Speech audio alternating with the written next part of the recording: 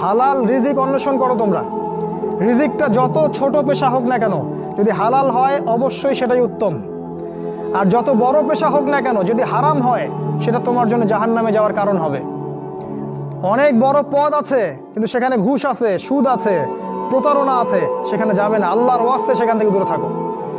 আর তুমি যদি কৃষক হয়ে থাকো, তোমার রুজির মধ্যে হালাল থাকে, তুমি কৃষি কাজ করেই সংসার চালাও, কোনো সমস্যা নেই ভাই, কোনো সমস্যা নাই। লজ্জার কিছু নাই, অপমানের কিচ্ছু নাই। তুমি আল্লাহর কাছে প্রিয় বান্দা। আল্লাহ পাক বলেছেন, ইন্নাল্লাহা তাইয়্যিব লা ইয়াকবালু ইল্লা তাইয়্যিব।